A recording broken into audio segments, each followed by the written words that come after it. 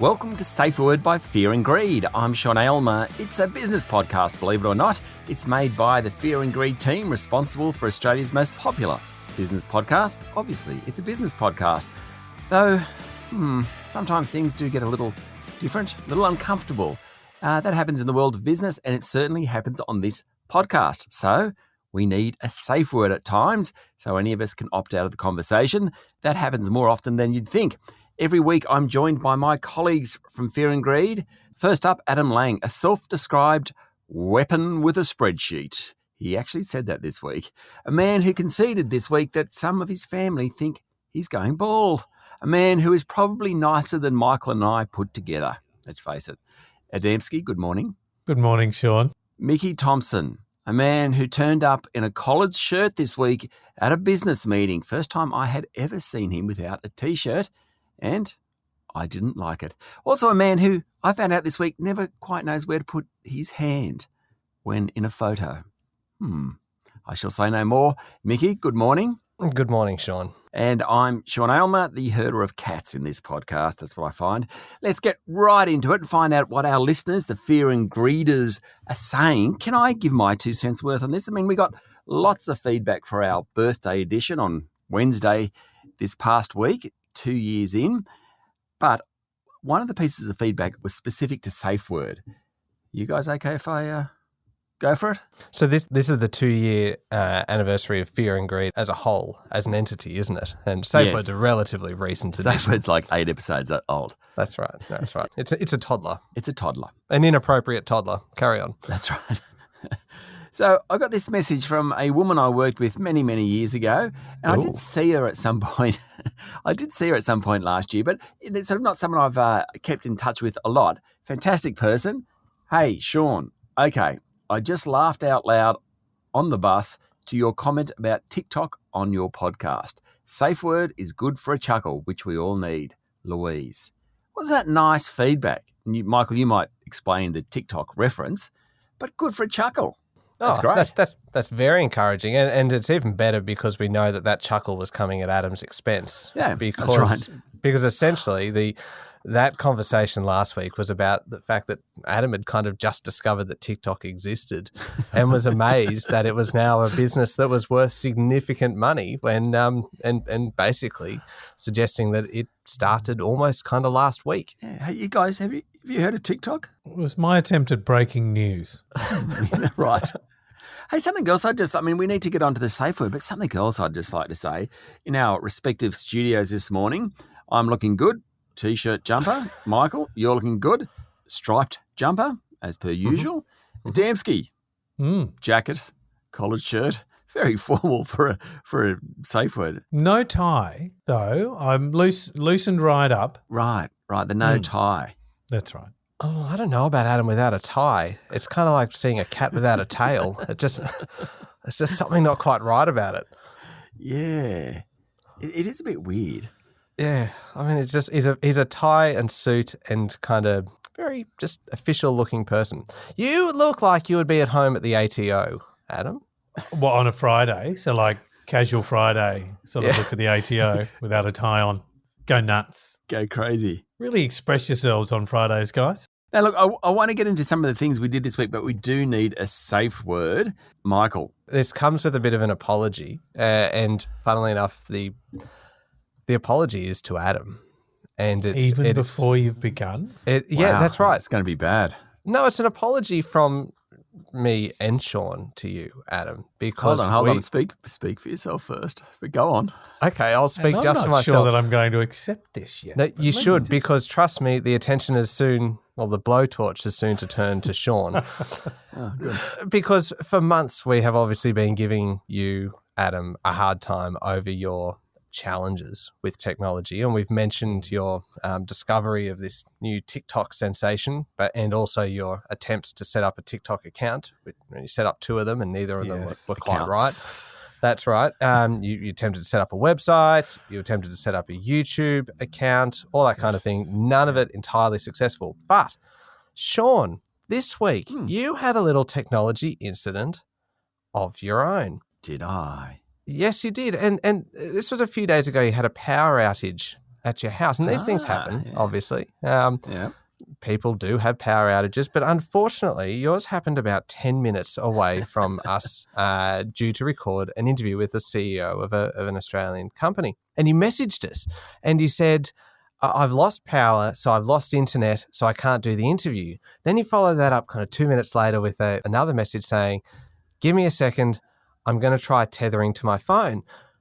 Another moment later, you sent the next message saying, nope, I have to be on Wi-Fi to tether to my phone. I'm sorry, I can't do the interview. I just don't understand how you came to that conclusion. And in a case of extreme irony, I'm going to hand over now to Adam to explain how tethering works, and therefore why I think tether should be our safe word for the week. A bit of tech support. And I know, look, you might be wary of me and tech support, but yes, Sean, let me just clarify. You could send a text, correct? I could send a text. Over the mobile network? Yep. Yep. And therefore, you could connect to the mobile network from your phone. Yep. Do you know when tethering, you're actually not using your Wi-Fi. You're actually using your mobile signal. I do know this. I don't want to spoil the fun here. I do know this. But there's my phone, since I had it, and I just haven't gotten around to sorting this out, I suppose, unless I'm on, whenever I go to tether something and I'm not on Wi-Fi, it doesn't allow me. In my house, because I have some distance from the router to the modem to where I record. Michael, are we getting all of this? Yep, this is all being recorded. Please keep Sometimes going, I have to tether from my phone to my laptop because my phone picks up the Wi-Fi system better. But if the Wi-Fi is not on, my phone doesn't let me tether. That's my excuse. Tethering it is, I think, Michael. Yep. Tether. Someone out there with a bit more of a brain than Adam and Michael, can you please let us know why my phone won't allow me to tether unless it's on Wi-Fi? The most phones, the moment you actually select personal hotspot, i.e. tethering, it will disconnect from the Wi-Fi because it will not allow you to tether via the Wi-Fi. I don't disagree with any of that, but there is some setting on mine which I clearly haven't sorted out yet that doesn't allow me to do that. Look, okay. You know what, let's just agree then that tether is the safe word because genius. I have been puzzled by this for a couple of days now, how you managed to essentially what we refer to as pull a Lang. And pull a like Lang. A hamstring? Yeah. Pull a Lang, which is take something that is kind of technology, fairly simple, fairly straightforward, and completely balls it up. And I'm assuming that that's what's happened. So you've done a Lang. Now I can't use Lang as the safe word because he's part of it, part of the podcast. So let's go with tether today, unless someone else has another. I like it. No. I was going to offer nefarious because we managed to use that word this week. Yeah. In the podcast, and you picked it up, Michael. You said nefarious. Now there is a great word, and I tether is good. So, but just as a standby word, backup plan, nefarious. Yeah. If you're there, kind of wailing out tether, and no one's kind of stopping the conversation, you can go to the backup safe word, which is nefarious. We've never had kind of a safety net, a safe word safety net being our second backup. Can I sort of turn the attention, as it were, to you, Michael? No. I don't know. Go on. Sure. Go right ahead. So around our second birthday, we've been working hard and been very, very gratified that our audience downloads keeps growing. Mm-hmm. There was a real step up in audience growth a couple of months ago. And it was around about the time we started doing something new. And when I say we, I mean you, Michael.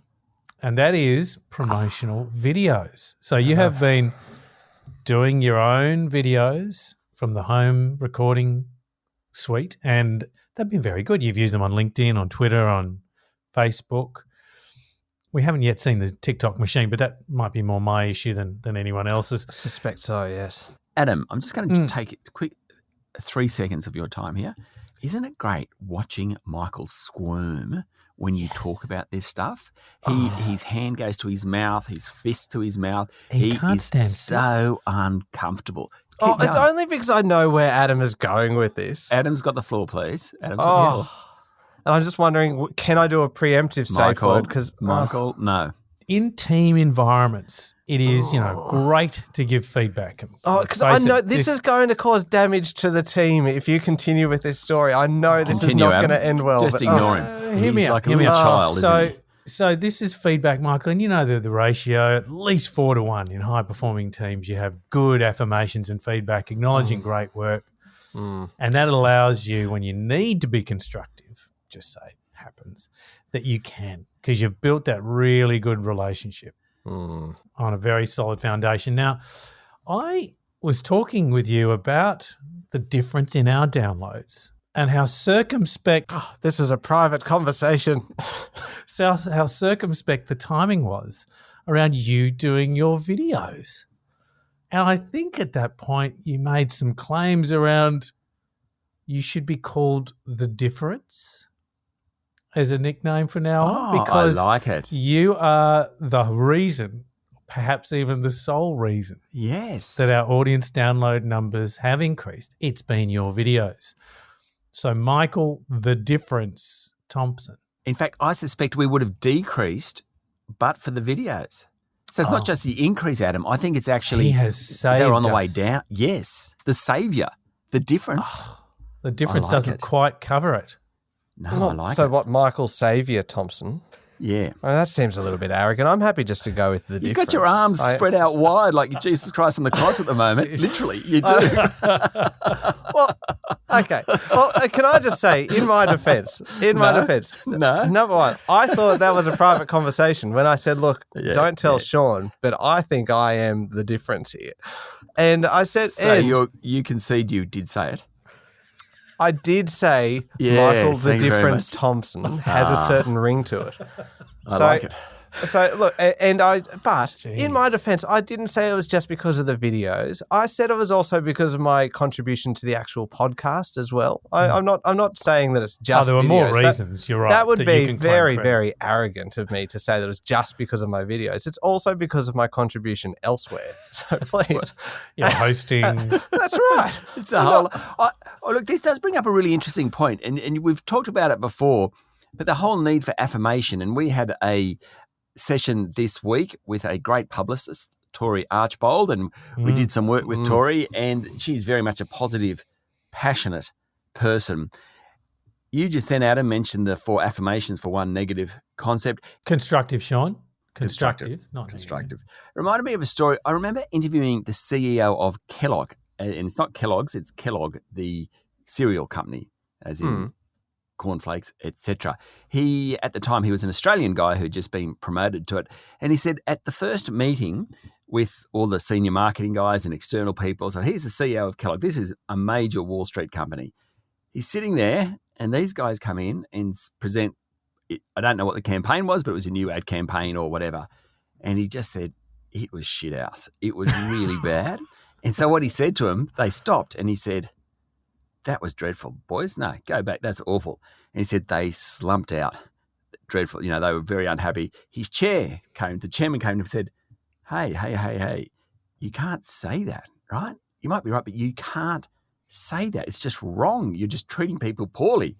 And he was quite taken aback. Being an Australian, he was a little bit more used to being up front. Anyway, the guys came back 2 weeks later and he said they came in, they presented an alternate. In his mind, he thought to himself, this is shit house. But what he said, wow, this is some great improvement. I like this. I like that. Some fantastic stuff there. Where we need to work on is, and he went and criticised it, but he just did it in a really positive manner. And he said he couldn't believe it. These guys jumped up. They were sort of passionate. They were happy. They were excited again because the big boss had liked their work. And he's thinking to himself, actually, I thought it was shit house. But they ran out the door and... Yep, delivered it as a compliment sandwich. Yep. Yeah, which is sort of probably where Adam's whole affirmation, constructive criticism thing comes in. Adam's is not so much a compliment sandwich, is it? Because it's 4-1. That's kind of like a compliment Big Mac. Like it's got that many kind of layers in there and you just got one kind Special of... sauce. Yeah. Cheese. Yeah. And having been on the receiving end of his of these sessions from Adam in our previous employment, I can he hides it well. Like he hides the constructive part very well in the midst of all of it. And you walk out and go, did I just get counselled for something? Like, oh, okay. It's like, I'm not sure. I'm pretty sure I did, but he closed the door, so it must have been serious. Anyway, okay, carry on. I think there are some CEOs who are really good at making you feel important or feel something, and when you walk out and reflect on it, you realise that, I think he just called me a dickhead. So, certainly, I remember a guy called Bob Joss used to run Westpac, and he was quite famous for running Westpac. Yeah. This is a while. And when I was first a journalist, I was a banking writer for the Sydney Morning Herald, and I remember interviewing Bob Joss and feeling really good about myself that here I was talking to the head of Westpac. I reckon I did it like 4 times over a couple of years. And every time I walked in, felt really good about myself because Bob Joss was telling me all this stuff, went back, listened to the tape and realised he said absolutely nothing to me.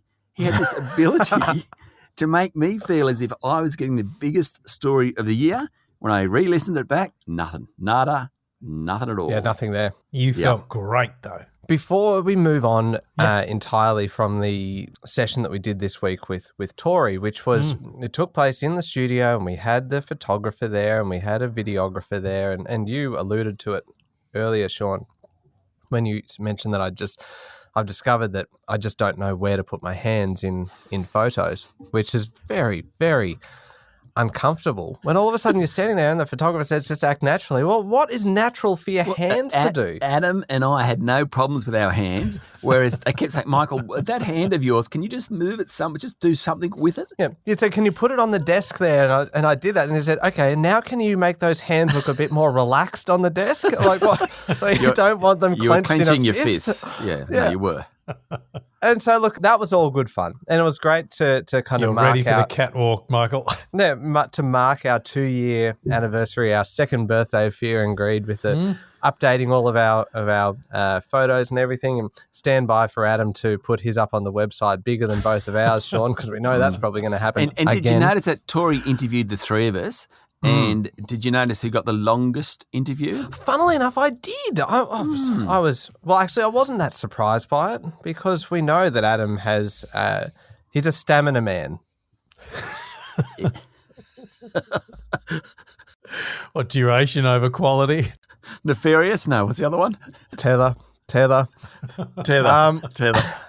No, but Adam, you looked great this week. Your photos looked great. The videos looked great. And I appreciated the fact that you had got a haircut for the session. And clearly, as Sean mentioned earlier, your family clearly appreciated your haircut as well. So what happened when you walked back into the house after having your haircut? Just take us through that and we'll try and help you through this too. Thank you. Yeah, I think it's a real moment of humility, I think is what you would call it. I came home and greeted Maggie, our little dog. And so I was crouched down on the ground and Lucas and Lara, my wife. And How did you greet Maggie? Well, I bowed before her. I crouched down and give her a cuddle, of course. So you greeted Maggie before you greeted your wife or your son? That's right. In that instance, I did actually, because she bounded through the door.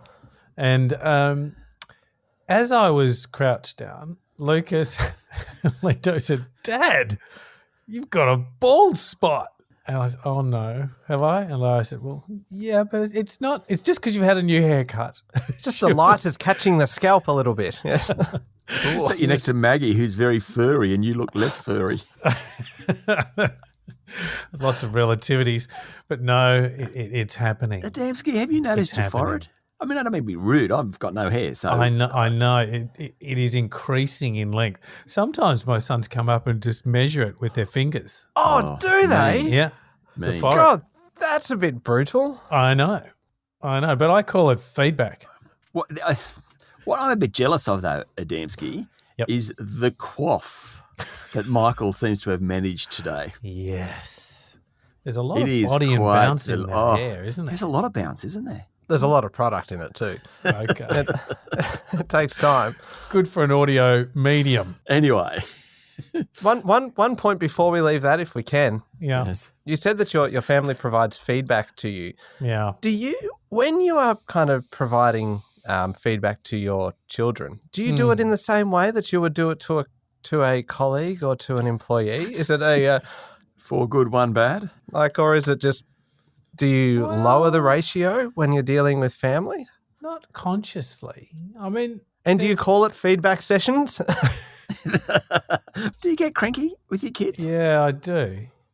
I mean, everyone gets cranky with their kids, so there's nothing. I just can't imagine you even raising your voice. Oh, no. It takes a while to escalate to that point. Long while. Then do you really explode though? Like when you get there, do I you? can, Is like but Vesuvius. I try really hard not to. But the typical things I think that you've parents and younger children, it's almost extracting the mobile phone device away from their hands. It becomes like another limb, and it's just a dependency on it. But it is, I think, probably we're all a bit like that. Speak for yourself. Michael and I are perfect parents. Yep. Self-described perfect parents. Self-anointed. Michael, the difference Thompson. So can I move on to some, this is not really feedback related, but certainly related to people. Only if it's interesting. Okay. I know you'll determine that, sure. I have the safe word at the ready. I'm ready Excellent. to tether you at a moment's notice. I've got nefarious in case. Offering to tether you sounds slightly erotic, doesn't it? Yeah, Yes. I'd like to tether you. Consultancy practice Accenture, so an international Tether. company, Nefarious. 700,000 people, right? So I thought this is really interesting because they obviously are a human services company, lots of technology, lots of different companies engaging with all manner of territories around the world. They have 700,000 people. In 18 months, they recruited 200,000 people. That's astounding. Can you imagine the recruitment process, finding those people, onboarding them, inductions and so on? That is like every year, that's probably 130-odd thousand. That's about nearly 20% of their workforce they have to find and replace. So we're talking a lot of this human services in the hybrid working environment. How do you go to consult to companies, virtual, in situ, travel, whatnot, through COVID? 200,000 people they've had to hire. I just thought that number was incredible. Where do you find 200,000 people? Right. So, and big So part pleased you of, asked. Yeah. A big part of what they do is find out, not just through hiring, not just through induction processes, succession planning, exit interviews. Now, can you imagine someone like me getting my hands on 200,000 people's worth of data, what you could learn? I think that is amazing. So to them, what they look for amongst everyone that they hire, the most successful are the ones that really want to keep learning, the continuous student approach to life. Is that like either of you two, do you think? The continuous student approach? Yeah. No. Keep learning. No. I stopped learning some time ago. And I make a conscious effort not to learn new things. You're full. In case it pushes the old stuff out. Yes. Some really good stuff that you've decided to hang on to. That's right. They are doing their inductions in the metaverse. So you might spend 40 hours over the course of a number of weeks being inducted to different parts of the companies on the metaverse in the virtual world. Isn't that incredible? Let's get back to TikTok, I think. No, I want to hear Adam give a detailed description of how the metaverse works for an induction. I'm picturing 3D glasses, sound. Oh, now this is like the Dyson goggles. Do you remember them? But the metaverse, you don't have to be in 3D goggles. No, you don't. Like there's a lot of metaverse. Like metaverse is it's a very broad term. So I reckon a lot of induction already is you could claim it as metaverse because you have a persona within an environment, which, so you're wandering around. Adam, if you see a piece of paper on the ground and there's something sticking out from it, do you, Adam, pick it up, walk over, tell your immediate manager? Like I reckon that a lot of this stuff is just kind of words. Probably the kind of thing that we've been doing actually for some time, and now we've just given it a fancy name, as in it's happening. This is a TikTok example, fellas. Oh. This is Adam latching onto a very old practice and claiming it as a recent development. Breaking news. One thing that this does bring up, though, is there are so many jobs out there. So we had jobs figures this week. We had wages figure this week. The UK came out and said it had a 3.7% unemployment rate. There are more job vacancies, like job ads, than there are people unemployed in the UK for the first time ever. To fill them. Yeah. What is the job that you two always wanted to do but never went for? Because maybe now there are so many jobs out there, we've all got an opportunity to change and do what we really, really wanted to do. So we have to rule out what we're doing now, right? Yeah, so it can't be. And I think we three all agree that we're all in jobs that we really like now, but even our careers over the last 20, Michael, 30 or more, Adam and I, we've all actually been in roles that we really like we're media hounds. So leave the media out of it. What is the job that you really wanted, never been able to, but maybe you can now because of the job shortage? Maybe I could not. Do you know, I always thought about going into the military. Really? Yeah. Oh, that's brilliant. You are a weapon with a spreadsheet. It is a weapon with a spreadsheet. Vladimir Putin, here's your spreadsheet. Watch out. It'll explode. Oh, look, I know we normally do this at the end, Sean, but I've been sort of almost binging on a television show on Stan called SEAL, Navy SEALs. And it is a fiction, but my God, the production and the exercises are amazing. And I thought, geez, if I could actually get into that. Is that what you want to do? I really thought about it. You could, Adamski. I don't know that I'd be anything other than a liability on the battlefield. This guy. This guy with a suit. You're looking for a Wi-Fi connection. Who keeps injuring himself while falling asleep. Hold on. I've just got my laptop here. Hold on, fellows. Okay, so military. What about you, Michael? Oh, I should have actually spent that time while Adam was talking, kind of thinking. It was too amusing. It was. I'm amazed that is really cool. No, mine is a lot more. Mine is a pretty kind of humble.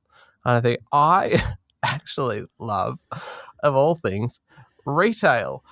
And I would, how about that? Yeah, I like. You don't, hold on. This is a man who only shops online, who doesn't want to leave his house, doesn't really want to be in a social situation with other people around him. Who's a very private person. Retail, go on. Yeah, I loved when I was like 16 working on the checkouts at Bilo. It was fantastic. I don't know why. I think I just liked handling money. And I had a list of shops that I wanted to work in, consisting of essentially a newsagent, a video shop, a cafe. A video store is one of those things that you don't have anymore. You stream nowadays, but just for the kiddies out there. Well, I achieved that. I worked at a video shop, and funnily enough, I actually got fired from that video shop. I did too. Do go on. I worked at a Blockbuster in London, to be honest, and I got fired as well. Why did you get fired? I didn't turn up. It was in my That'll do it. youth, and I was backpacking, and I got this job. And on about the fourth week, I had gone to a sporting weekend, and I was due to work at 7 a.m. in the morning. And I rang them the night before to say I wasn't going to make it. I rang the manager, come in, or you are fired. Okay, I'll take the second option. Thanks. Bye. Fantastic. Why were you fired? Well, I was fired because I was too serious, because I didn't smile enough. Really? Yes, because sackable offence. You've got that hipster smile, though. Yeah, well, now I smile a lot more. I took it very, very seriously because videos. It was my first time, like in a customer facing role. I was kind of like, I see you're taking out comedy. I was 15, and I just wanted to make sure I did it right, because I was like, where will I put my hands? Yeah. And I remember I got called in one day, Don't you like my striped shirts? and I went to check my shifts on the sheet, and there were no shifts. And I heard the owner of the shop call me into his office. Is that you, And Michael? Yep. He's like, come in here for a sec. I'm like, uh-oh, this isn't good. Yes, And hello, Mr. Jones. and he said, yep. And he's like, yeah, but it's not working out, is it? And I'm like, I didn't know that. and for when you were 15, Oh, that's might crushing. have been slightly younger. It was kind of my first real job outside of I worked on a milk run prior to that, and that was just crushing. It was devastating to be fired because I wasn't happy or smiley enough. And look, I'm generally a kind of a serious person most of the time. Don't hold on to it, Mickey, let it go. Let it go. Well, look, I think there's a certain amount of karma that came for Video Easy, and it's called Netflix. That's right. Michael, did your boss give you, a couple of good things that you'd done? Before No, he gave me you with a. He gave me a couple of reasons why he didn't want me working there anymore, and there was nothing positive. And I'm like, okay, all right, I'll see myself out then. So we've got both your favourite, what you want to do, military and retail. Your first job, though, Michael, was a milk run. Is that right? Mm-hmm. First as a kid? Yep. Adam, what was your first job? Oh, okay. So working in a recycled bottle yard in Perth in the summer. So imagine hot weather, a concrete pan, and thousands of bottles that have been collected for recycling and had to be sorted into different boxes. 2-litre wine bottles, soft drink, beer, and the dregs of those bottles evaporating on the hot cement in the sun as you sorted them all out.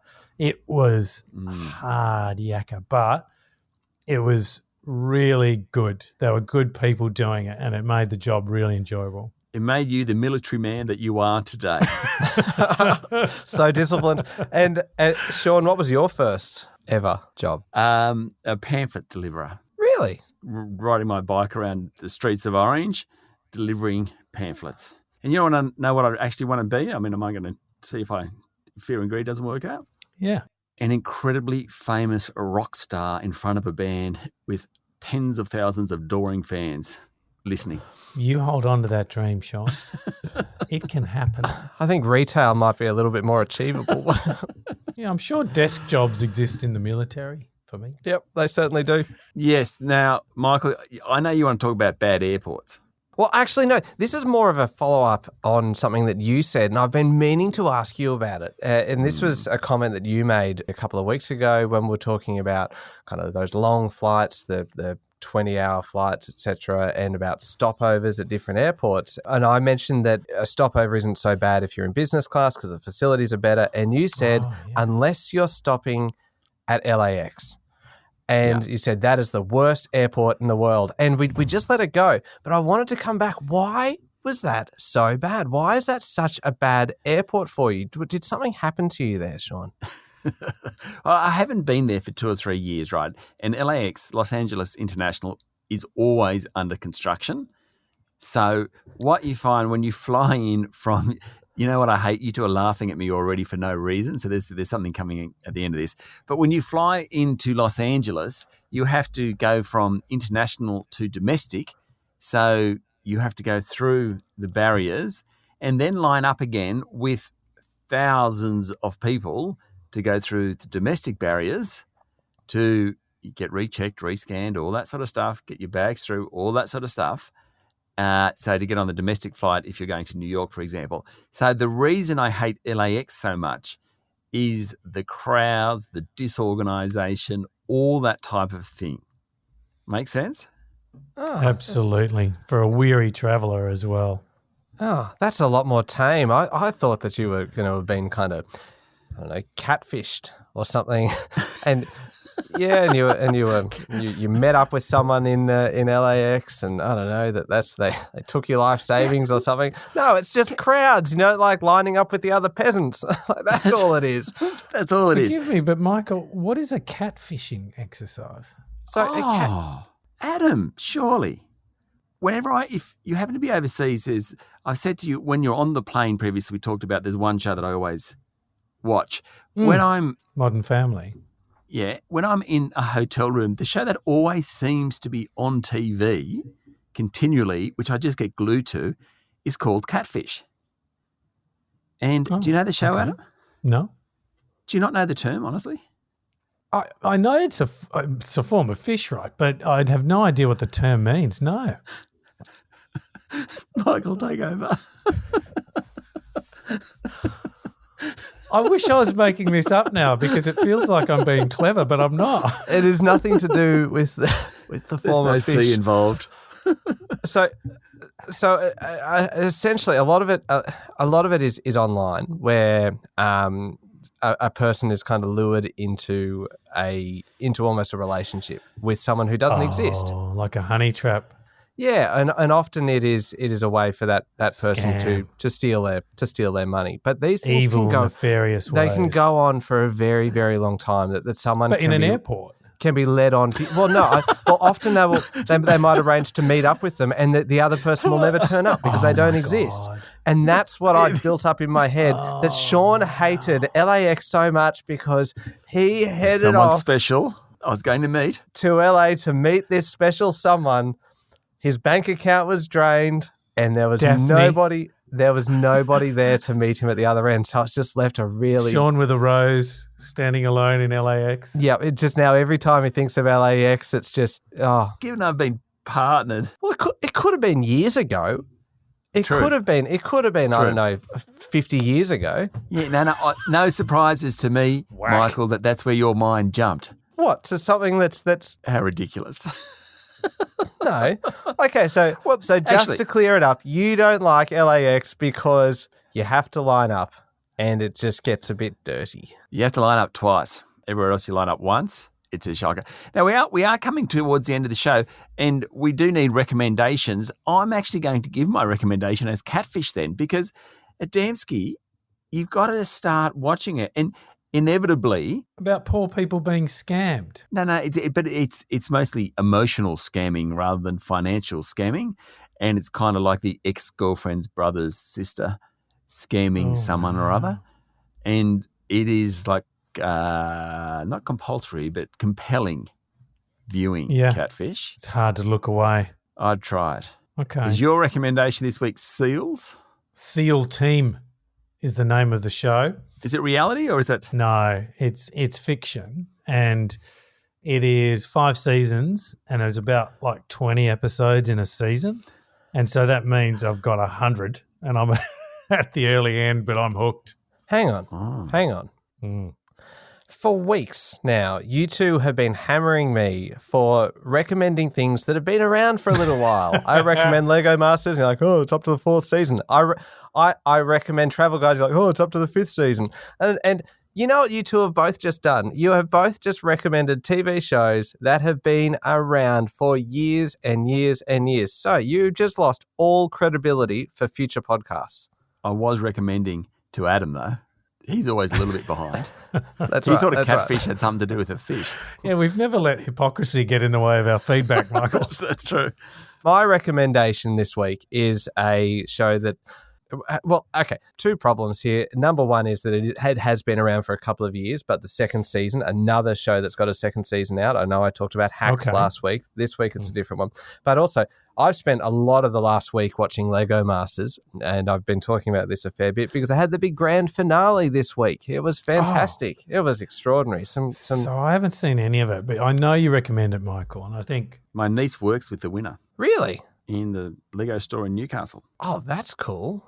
Spoiler alert for anyone who's going to watch the series. I thought the show was done. Yeah, it is, but I don't watch it. I haven't watched it. maybe you're like me and you don't watch things in the same year in which they're released. Anyway, so what are you going to recommend? So have you seen The Great, No. Yes. which is on Stan, I believe? Yeah, That is a fantastic show. And season 2 came out probably a couple of months ago. Did it? But obviously with my backlog of kind of free-to-air that I've been watching, Travel Guides and Lego Masters and the like, Oh, that I'm finally up to watching season 2 of The Great. I loved season 1, so I'm very excited seen about getting this. into season 2. I've seen one of these episodes. Hang on, when you say one of these episodes, are you one of those people that watches random episodes out of order? No, but I watched one with my good lady wife, and it was good, actually. Really good. It was great? Very good. But we didn't get to watch more of them, and you've just reminded me, it was a couple of years ago. Yeah. It was really quite raw. Yes, it's clever, it's fun, it's funny. Watch it. I'll be watching season 2 and I shall report back next week. That's with Elle Fanning. Catherine the Great. Elle Fanning? Is that the... Elle Fanning and Nicholas Hoult. It's hilarious. He was originally in... did you ever see the movie About a Boy? Yeah. Hugh Grant? Yeah. That's so it. he was the kid in that. The Nicholas Hornby book. Yeah, and he's gone on to do a bunch of other stuff, but this is kind of the big runaway success of the last couple of years. Yeah. Now, the Great is hilarious. You've got to get through the first couple of episodes to understand what it's about, but highly recommended. Okay, I think we are almost done. We have all had to say, what's that? Navy SEALs, The Great, and Catfish, especially for you, Adamski. SEAL team. Yeah. Okay. Righto. SEAL team on stand. We barely even used the safe word this week. I feel like we've kind of underdone it a little bit, that we should have been a little bit. And we had 2. Yeah, 2 safe words and we used them half as much. I just feel like we've under-delivered. You know what, next week we are not holding back at all. Righto. And if anything comes into your head, just say it. And if we need to, we'll tether it. Wrap it in a bit of constructive feedback. Yep. Yeah, because I actually had a lot of notes on things that I needed to talk to you both about. some little gripes. They were turning into a feedback session. They were quite personal gripes or just observations that I wanted to make about both of you. Right. I'm going to save them for next week. So, hey, how about that for a teaser? It's a hook through to next week. I've got a real gripe about Adam, which maybe I'll have to say for next week too. Oh, yeah. I wonder if it's the same one I've got. Hey, this will get him wondering, won't it? He's going to have 7 sleepless nights between now and the next session, wondering what it is that everyone's got on him. Every one of these episodes somehow has had feedback for me in it. Well, that's kind of what it was set up for. Yeah, I'm calling it. Adamski, thank you very much for joining us this morning.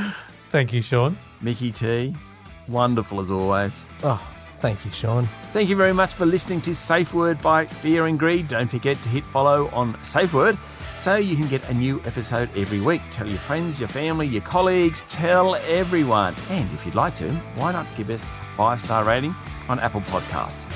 I'm Sean Aylmer. Have a great day.